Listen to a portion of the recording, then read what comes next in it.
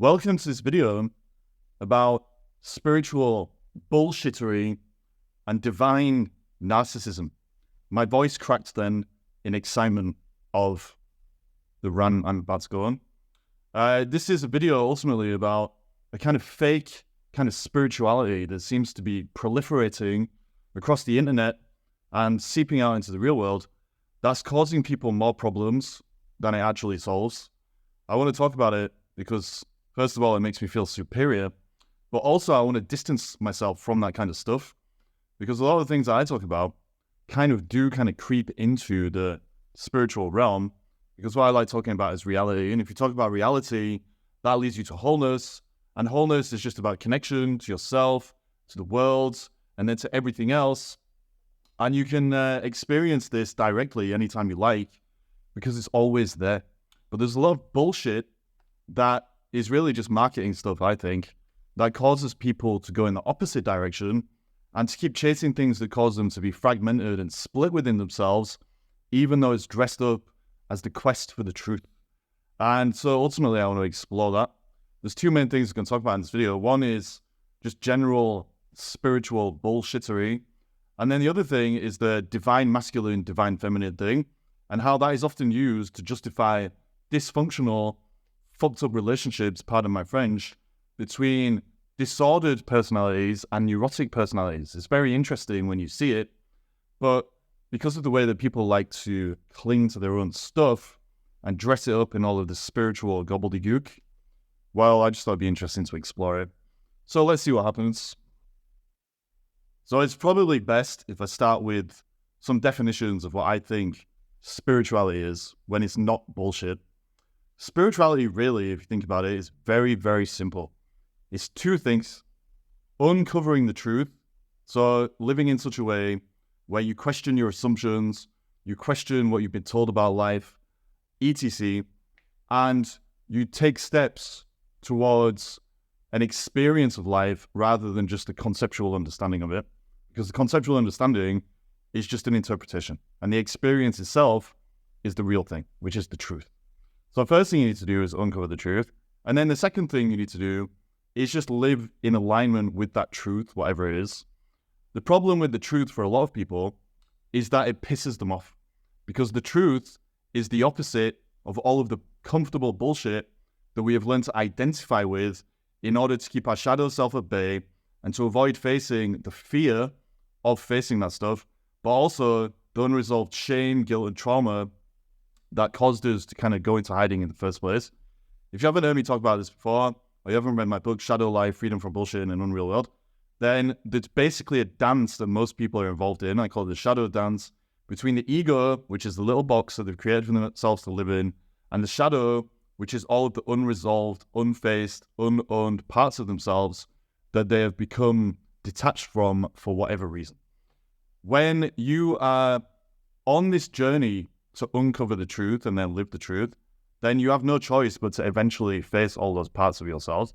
That is an uncomfortable thing, which is why I often like to say that the truth will set you free, as Jesus said, but first, it will piss you off and it will make you miserable. That's because in the short term, what goes up must come down, and all of the illusions that you've been attached to and living in the clouds of, so to speak, you're going to come crashing back down to reality so that you can get that foundation of acceptance and then rebuild. The problem is that bullshit can actually be a fun thing. It can make us feel like we're living according to the image that we feel like we want to live according to in order to keep hiding. It can make us feel like life is just some beautiful fantasy. It can make us feel like all our dreams are going to come true. Basically, we like bullshit because it is an escape from the truth. And if you can understand that, then there's an inherent contradiction between anything that takes you away from the truth that claims to be spirituality and the truth itself. The journey back towards wholeness, if you become fragmented and split within yourself, and all healing ultimately is about that, returning to wholeness, and truth and wholeness are the same thing. The journey back to wholeness, to healing, is always going to be a little bit painful in the short term because it means letting go of all of the bullshit. And what I am starting to see is that there is just so much stuff out there that is dressed up as healing and getting back on track and all this kind of stuff that is actually taking people further and further and further into the darkness of their own bullshit instead of the light of truth. And that's ultimately all you need to understand, is that the truth is about wholeness and bullshit is about fragmentation. And if you want to heal your life or you want to feel alive, then you always need to choose wholeness over fragmentation. But there's tons of stuff out there that's causing people to be more fragmented than they need to be because it's just pure bullshit. Spiritual bullshit often looks like it's about moving towards the truth. But when you step back and really look at it, you'll see that it's actually about resisting the truth and distorting the truth, because it puts some filter between the direct experience of the truth and the truth itself. In other words, it's an indirect way of seeing what's going on inside ourselves and kind of detaching from it, which I'll get onto in more details. The truth itself involves that we have to let go. We have to surrender. We have to accept that the truth just is what it is, and we can't control it. We can't force it. We just have to get that foundation of understanding what it is by uncovering it so that we can accept it and then build on top of it. It involves awareness, ultimately. Awareness is what allows you to see clearly. But if you have all of this bullshit and all of this confusion and these clouded ideas about what you need to do to return to the truth, normally by paying somebody to give you like some bullshit spiritual reading or to do some energy work or whatever the fuck, if you fall into that trap, you're actually just distancing your personal relationship with the truth by putting in a few extra steps. First of all, you're turning to somebody else to tell you what the truth is. Secondly, they're doing their little funny techniques and all the things that they do. Thirdly, they're adding their own interpretations, which is usually just their unconscious stuff projected onto you. And so actually you're just paying them to give you a bunch of assumptions based on their own unresolved stuff and the shadow dance that they're involved in themselves. But anyway, most of this spiritual bullshit is about avoiding the truth because it causes you to resist whatever is actually going on inside you.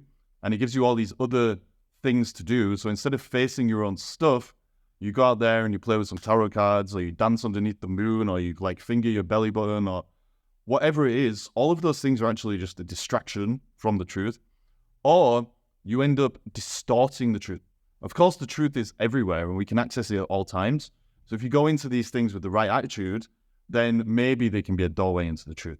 But in general, they're a way of avoiding the truth because it becomes more about your ego and your self-image. And you're not performing these rituals or whatever they are in order to let go of that image, but you're doing it to reinforce that image. And that just causes you to become more fragmented and to get more and more lost down the rabbit hole of bullshittery and confusion that is causing you to do these things in the first place, to be seeking your real self, which is why people go on these kind of wild goose chases in the first place.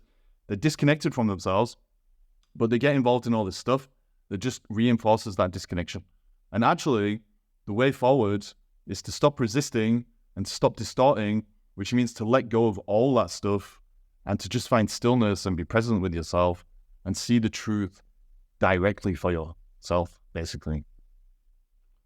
Ultimately, most spiritual bullshit is just bullshit because it's an attempt for people to just reinforce the beliefs that they already have.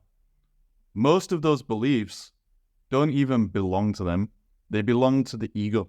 The beliefs are just an extension of this little box that they've created for themselves to live in so they can keep avoiding their own emotional stuff. And as long as you keep avoiding that emotional stuff, there's always going to be a block or a barrier between you and the truth because you're not allowing what needs to move inside you to move inside you so that you can start moving with life. The ego ultimately just stops all that stuff going where it needs to go. And the beliefs that we create are ultimately just a way of us staying in that state. This is why there's so much stuff online where people basically interact with it purely because it's telling them that what they want to believe is actually true.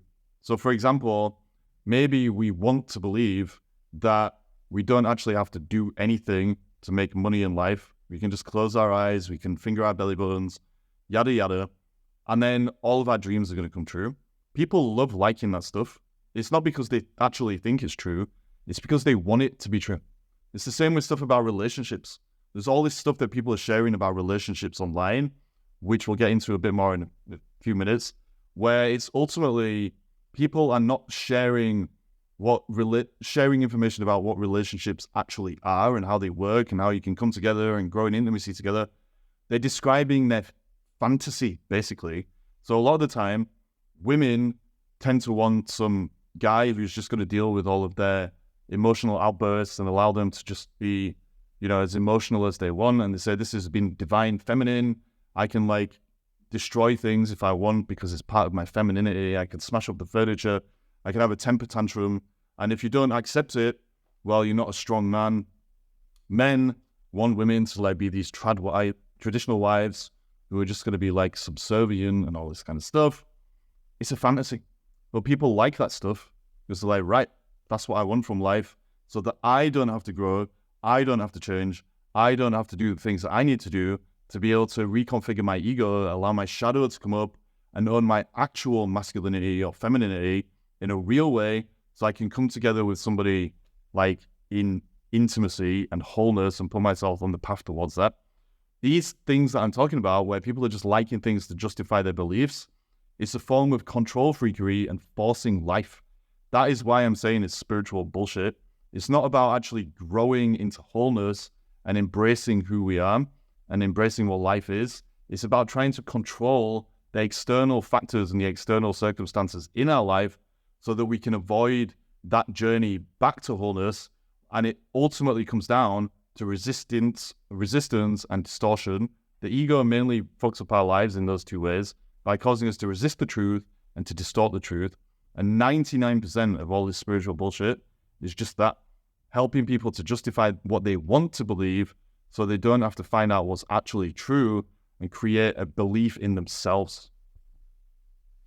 Another really common form of this spiritual bullshittery is just projection. I've talked about the shadow dance. So most of us, we're living life filtered through the ego. You can't avoid it. There's always going to be some ego. But if you're aware of it at least, then you can put it in the back seat. But anyway, we're living life through the ego, filtered through the ego. And the cost of that is that we have all of these unconscious hidden parts of ourselves in the shadow self that are constantly trying to resurface.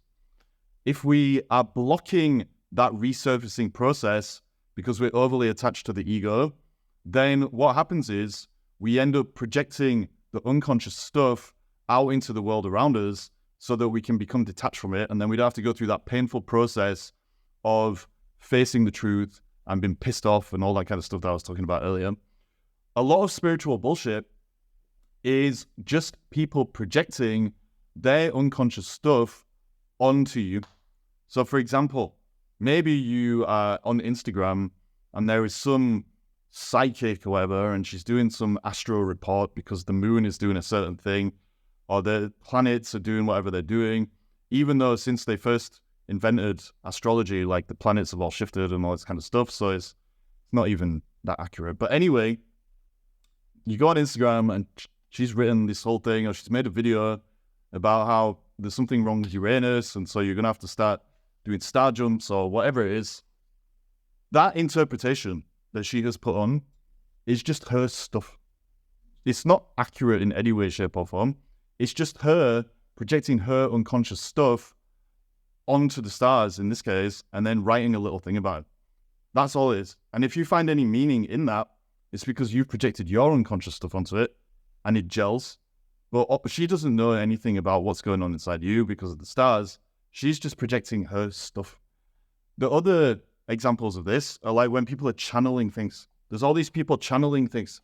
And because of their self-image, the ego, and its desire for them to see themselves as being gifted or whatever it is, then they experience that channeling, which is just the unconscious speaking to them, as being from some divine thing or from some archetype that they might have attached to, again, because of their unconscious stuff and its magnetic pull towards certain archetypes. It's just the unconscious trying to resurface.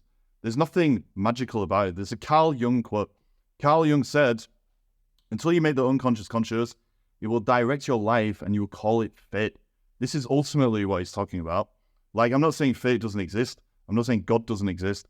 I'm not saying that some people throughout human history have not had some divine connection to the truth to such a high degree that they are able to share universal truths that apply to everybody. But what I am saying is that Linda on Instagram, who has just decided that she wants to be a psychic, is just projecting her stuff. And when she's channeling and all this kind of thing, what she's actually doing is just communicating to herself about what she really thinks, what she really feels, what she really needs to do in a way that allows her to keep her ego where it is, because she's not ready to actually grow through the ego resistance and distortion yet. And so she's bringing these messages up as being from God or Angel Gabriel or Mickey Mouse or whoever it is in order to hear the messages, but not to actually receive them, because there's that detachment. It's the same with the personality stuff that's out there, like all these personality tests and like human design and stuff like that. It's generic stuff. Like, there's a classic thing in like astrology and all this kind of thing where they tend, when they're writing them for the newspapers and stuff anyway, they'll put 3 just generic statements, or whatever number it is. They'll put generic statements in each one, each little reading, and technically anybody could read any astrological report in the newspaper and they'll find something to relate. It's designed like that. But anyway, the point is, when people are channeling things, when people are giving you interpretations and readings and all this kind of stuff, they're just projecting their own stuff onto you, because the unconscious needs to become conscious. And so that process is always unfolding, but they're ultimately distancing themselves from it so they can keep their ego where it is and still allow that process to do what it's doing. That's why it's bullshit. I suppose now that I'm shitting on everything, I should actually just point out, anything can take you closer to the truth, because the truth is about wholeness. The truth is everywhere. Like, literally, you don't need to go into a monastery in the mountains or anything like that. You can find the truth in a supermarket. You can find the truth in the workplace. You can find it literally anywhere. And so if you do these rituals, or whatever you want to call them, with the attitude that it's about destroying the beliefs you've already got, or at least dissolving them and help you break through them, then you can move closer to the truth. But you don't need to do that, because the truth, like I said earlier, is a direct experience. These things can help you to kind of move closer, maybe, but the more indirect it is, and the more steps you're putting yourself between the truth, the more you're wasting your time. So let's get back to the divine, masculine, feminine things, try and bring all this together, because I've been rambling a little bit. Basically, with the divine, masculine, feminine thing, it's a good example of how spiritual bullshit shows up, because masculine and feminine energies are very real. It's a real thing that exists in the human experience. People have been talking about it for thousands of years. It doesn't just exist in the human experience. It exists in nature itself. There's yin and yang and all that kind of stuff. Shiva and Shakti. Like, these laws of polarity and how they interact have been something that humans have observed, because it's just part of the experience. But with this modern divine, masculine, feminine thing that people are talking about, it's been wrapped up in a lot of spiritual bullshittery, because it's been wrapped up in this idea that it's about selling people what they want to believe rather than the actual truth itself. In other words, because it's linked to like marketing and all this kind of stuff, it becomes about selling people their fantasies and what they're going to pay money for, rather than just their connection to themselves as either a naturally masculine or feminine person, and the things that they need to do to be able to have a real relationship with someone. One of the really interesting things about the internet version of divine masculine and divine feminine is that if you look at it really closely in terms of the mechanics of how these relationships would work, it's selling people dysfunctional, toxic relationships dressed as something kind of godly and wholesome. The reason that we can say this, and this is something that you can do more research on, I really recommend it, is there's a relationship dynamic that is quite famous, we've been incredibly messed up, and it's where you have one person who has a disordered personality and another person who has a neurotic personality. Normally this shows up as having one person who has borderline personality disorder and another person who has narcissistic tendencies. In both cases, they're driven by shame, unresolved shame, which means they have strong egos, but they deal with that shame in different ways. The disordered person tends to externalize everything. And so if you have a disorder, basically what that means is you don't want to look at yourself and you put everything outside of you. You're really just doing the projection thing, but you're also trying to control everything so that you can continue in that state of not facing yourself. People with a disordered personality are likely to blame everybody else. They're likely to try and control people. They're going to play the victim. They have no emotional intelligence really, or control in the most extreme cases. Ultimately, it's all about not taking responsibility. The other side of the coin of these toxic relationships is that you have a neurotic person who is going to tolerate all of that stuff.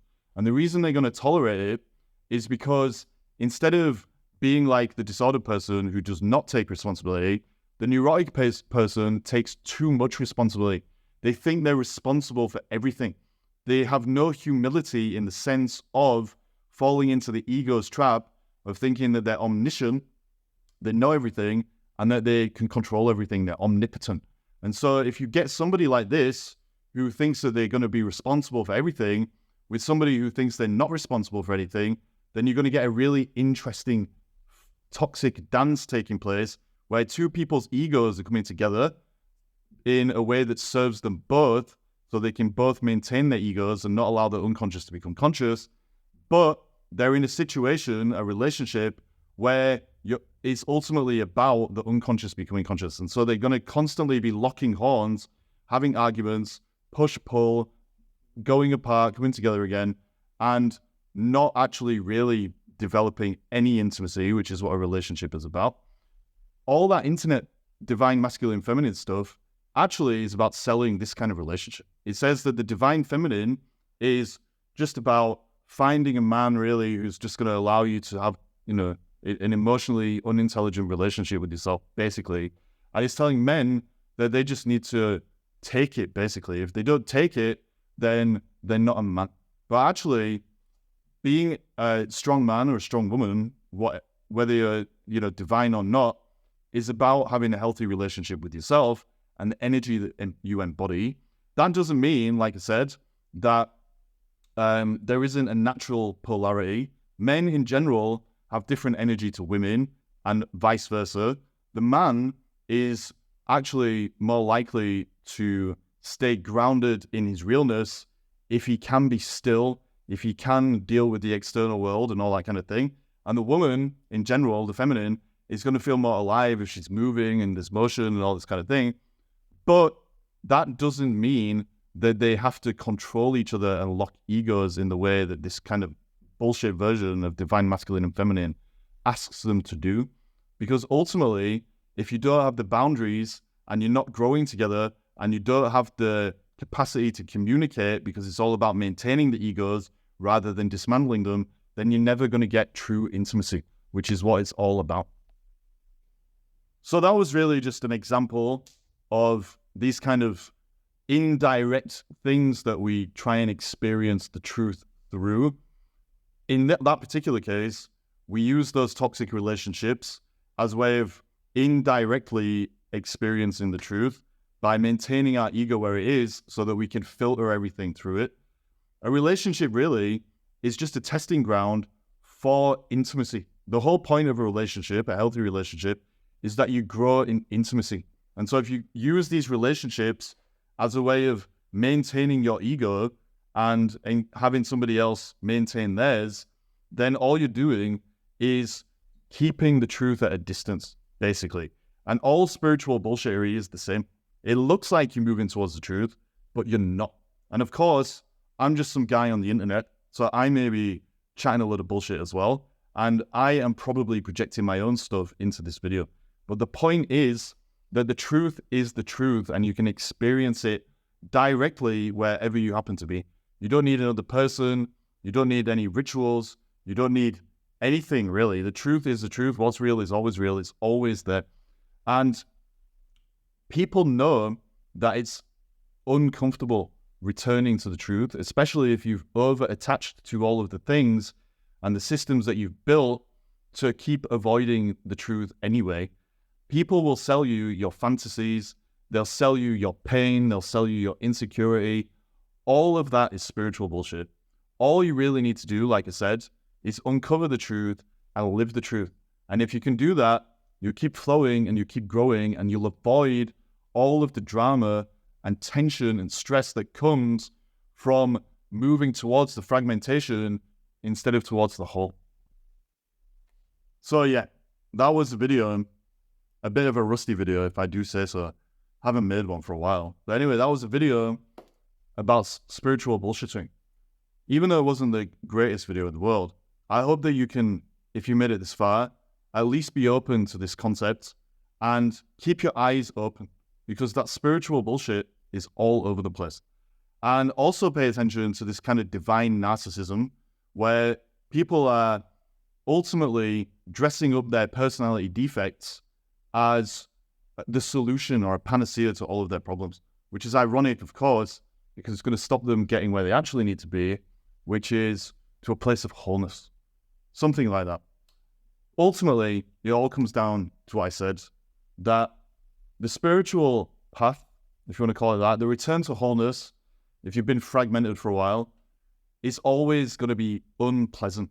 If people are just selling you the unpleasantness that you're already experiencing and getting you to identify with it, or if they're selling you a fantasy and the illusion that things can just always be pleasant all of the time, then probably it's some spiritual bullshit. Remember that you need to uncover the truth and then live the truth. But part of that process is that the truth will set you free. That's guaranteed, because it's going to lead to wholeness, because truth and wholeness is the same thing. The truth will set you free, but first it will piss you off and it will make you miserable. The more you attach to all of the fragments and all of the bullshit that you think you need, when actually you don't need any of that stuff, because all you need is your own realness. And that's always with you, because you're always real. So yeah, that was the video. Hope it helped you. If anyone wants to talk or shout at me or call me names because of what I said in this video, you can book a call on my website, ollyanderson.co.uk/talk. Stay real out there. Peace be with you. Thanks a bunch.